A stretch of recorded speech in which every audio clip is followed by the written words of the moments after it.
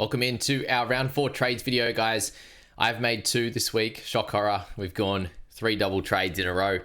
Do stick around for later on today. I have done a live stream with the private crew, and it's going to come out a little bit later. So go in and check that out. I'll answer lots of questions, and if you do want your question answered, then during the week on this video, however you want to play it, then please look in the description. It's $35 for the season to jump in and get my advice, get the team's advice, see my trades early, any changes I make across the weekend with looping and all that kind of stuff as well. So jump in and look at that. But my trades this week, it's been up and down a lot.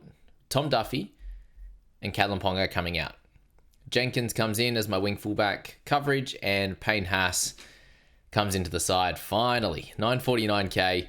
I'm going to stick the captaincy on him. We're going to have the vice captaincy on Isaiah Yeo. As you can see there, guys, 7k is the salary remaining, and that's why it kind of forced my hand to make the decision with how many outs we do have. Yes, next week will be better when we have guys like Watson, Ponga, Cleary, all these types of guys, and Hubner to come back. It's not going to matter as much, but I think removing red dots or the guys that aren't playing in your team, guys like Duffy in the reserves, I think that's the best strategy, and Ponga allows me to do that. So would Cleary, but I would have been having to get Jenkins anyway. If it was Cleary, I wouldn't have had enough to get only, actually be very close to get Katonga. Actually, might be just be able to get him, but I would prefer Cleary to Ponga. The half position is just as tough as the wing fullbacks now to get really good players, I think. Wing fullback, actually probably a little bit tougher, but you've got guys like JC who can slot in and do a good job. You've got Latrell Mitchell coming in the next few weeks, guys like Tedesco, all in a really good position to do great things. But these are the trades I'm looking at. And you can actually loop this week, guys. So if I'm bringing in Jenkins, have Cole already as well.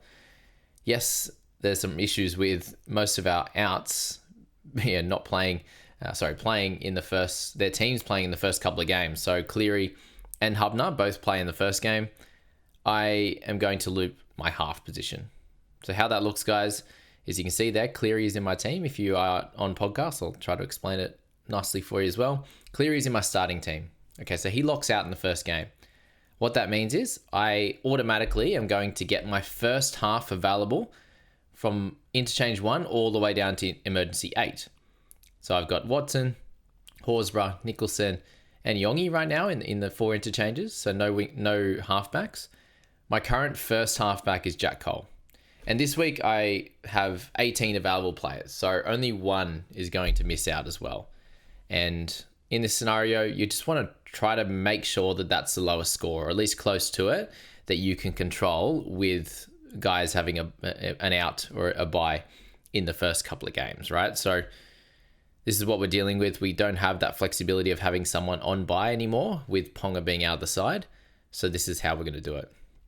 Cole, you need to play out the scenario in your head or written down. And apparently there's some late mail coming through, which I'll go and... apparently there's some Seyfarth news, actually. That would hurt, and that would make my looping irrelevant. But what else we got there? Paps did some, but not all team training yesterday. Final call to be made. Skelton didn't train. Yeah, we knew that one. But Alex Seyfarth is in some doubt this weekend due to knee issues. Required injections to play last week. I feel like if he required injections to play last week, would they have played in the full 80? Yeah, I don't know. We haven't heard anything further. That was last night's or this morning's news. But anyway, Seyfarth is in the side, and we do have Nicholson as backup for Edge. Anyway, sorry to get sidetracked on you, but these things come across the desk at untimely hours for sure. If Cole goes well, what that means is there's a good chance that I leave Sanders Smith out of the side, to be fair. That's one option. I have Jenkins in there at 5, right? So there's a few things to think about. It gets a bit wild. If you like Jenkins and Cole's score, I'm talking to myself here, then the easiest thing to do is just to leave Sandon Smith out. And that means I play Yongi, which is not, tremendously ideal. We have to make this decision after Thursday night, and that's, easy enough given we've got just the one game. If I don't like Cole's score and I like Jenkins' score, then All I'd have to do there is move Sandon Smith up into interchange 1, switching with Watson. So Watson would then be out of the side along with Hubner. And then Sandon Smith will be my first emergency for Cleary off the bench. Right? And then I would get Jenkins scoring number 5 as well. Okay. If I like Cole's score, but I don't like Jenkins' score, then what we have to do there is, again, you have to mentally just sort of decide this as is. So you don't like Jenkins' score, which means we have to leave Watson out and we have to move... Sandon Smith, how would that work? That's a good question. I'll have to work that one out. Hard to do on video too. Because if Sandon goes up, then I get Cole's score. That's fine, isn't it? Yeah, if we don't like Jenkins, but we like Cole's. Sandon Smith would have to stay out. That's a good question. I'll have to work that one out. My brain's frying with that one. Yeah, that's fun. Okay, cool. We'll work that one out later. But some of them are easier, like that first one. But the second option, not so much. Getting both of them is easy. Getting Jenkins is easy. Getting Cole, but not Jenkins. That's going to be the fun one.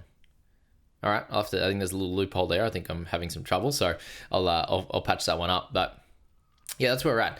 Squad, wing fullbacks. We've got enough of them right now. So Jenkins and Yongi come in. That leaves some room if I do get annoyed with Brimson after this week. He's someone that I think could come out as well. Like Yongi could go for Brimson if I'm a bit worried about that one. We need to see how Tamale's going. We need to see how Yongi's going. So at least I have some potential cover if Jenkins struggles and loses his spot. We've got our centers. There's a lot going on there. And I think we're going to lose one or two of them over the next few weeks. So I'm glad to have that cover. That if I do sell one for a different position player, then that's going to be fine. So there are a couple of things to think of there with that one. And the rest of the squad, we've got Watson as our hooker cover with Mamazelis, which is good. We've got Cleary holding on, which is good. We've got some mids. Definitely have some mids now. We've got the edge cover. Wing fullback's good. Center's good because Tamale is my cover. Hubner's coming back next week. We've got enough halves in there. Campbell can move up and down as well. So overall, we've got enough cover. There will be a week or two coming up where I'll have to potentially hold off on a trade or two just to simmer things down. It's probably more going to be the time when 3 trades comes along, where a lot of people will use 3 multiple weeks in a row, and I might be able to go 1 and 2s just to keep it chill. And yeah, we'll see how that plays out. There's a few guys on the potential chopping block going forward. Guys like Gilbert, guys like Seyfarth, Yo, Mamazelis, May, Haas, all sweet. Watson, sweet. Horsburgh, sweet. Nicholson, good for now. We'll see how he ends up scoring and how he goes going forward. Cleary and Humphreys are good. Centers and wing fullbacks, there's those couple of guys that I mentioned. And yeah, so like overall it's sitting okay. We've got Cash Cows doing the job and Hubner improving next week. So Hubner, Sandon Smith making money might slow down soon. But Cole making cash. Jenkins, I think, should be able to score fairly well this week, which would be good. Nicholson making some cash. Horsburgh doing well making cash. Yes, it's really only like Yo's going to sort of settle on his cash losses now. Cleary will lose money next week. Gilbert will start to slow down. Seyfarth will start to make some money. Toa's doing well. Rob Toya's doing fine. Tamale slowing down. Campbell doing great. Brimson on the slide. So hopefully he can rectify that this week with like a 40+ score. And then we'll work it out from next week. And at least with Payne Haas now, I won't be falling behind if he continues to score well. We lock him in as captain. We'll work out this loop over the next few hours. I've been too busy doing videos and helping all you ladies and gents out to focus on this loop. But I was having a quick look before. I was like, I think that works. But we'll work it out on stream or in my own time a little bit later. So that's my team. I don't think there's too much else to really discuss or to think about, but a tough decision we do have in the private group. I just wanted to have a quick chat about it on here, and then we can sort of sort out the answers, because there was very, very mixed, the answers that I got. Some people said, Haas at all cost. We do have Dylan Lucas. We have guys like Watson, and we have Cleary as well. So the easiest way would be to go Lucas and a Watson or a Cleary. The other options would be to go Seyfarth or Gilbert. because we can't actually do Brimson. Like Brimson down would be fine, but the issue with that is I think we basically need 205 or so thousand, which only puts us to 240, and basically means like Owen Paddy or close to that is like the only option. Dylan Egan, these types of guys, which I don't want to do from Brimson. If we had extra cash and we could get to Jenkins, I think that would be sweet. But because we don't, we then have to sell like Gilbert or Seyfarth, which I understand some people are doing, and it's not the worst decision ever, but it's also not great given you're going to have to downgrade to like a Katonga or something like that. And yes, you're making a big upgrade with Haas, but you're losing out on most likely 10 or so extra points from Seyfarth or Gilbert down to that cheapie, and you're using 2 trades as well. The other one we can just do straight up is Dylan Lucas to just Jaden Campbell, which is helpful. Cam Munster's in there in a spot there with the 32. What that little goat freeze with the captaincy right now. How cool is that? Yeah, we definitely need to work out what we are doing. Let's just move that captaincy to May before I forget what's happening. And if we do bring Haas in, then that would be great. So I just wanted to put this out there for the people that, you guys as well, if you want to comment what you would do in this situation, how you would get Haas, or who you'd like to get. Is it Hopgood or something you would get instead? Do we sell Watson and Lucas to get to Payne Haas and then down into a 400 to 500 guy? Potentially. I'm not sure what's best, but yeah, my general thoughts there are that we can get the Haas one. I don't really like that sort of mid-tier trade-in. We could go against the grain now. We're sitting 24,000, which isn't crazy. We've only used the 2 trades. Do we go for more the JC or Hopgood route? And we've got, Garrick, Tamale, we've got Yongi, we've got like some decent wing fullbacks. We could improve and bolster half and wing fullback with that JC one. If we want to get like 10 to 15 points away from Haas, then we can just go to Hopgood. So there's a few options there.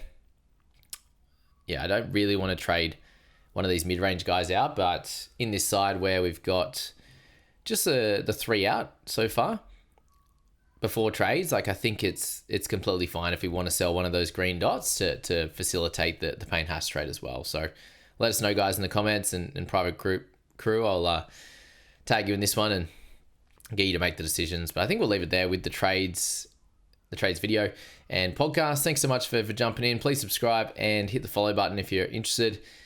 If these little dives into looping and failed looping with half of it, if you like this kind of stuff, then that's awesome. Let me know about it.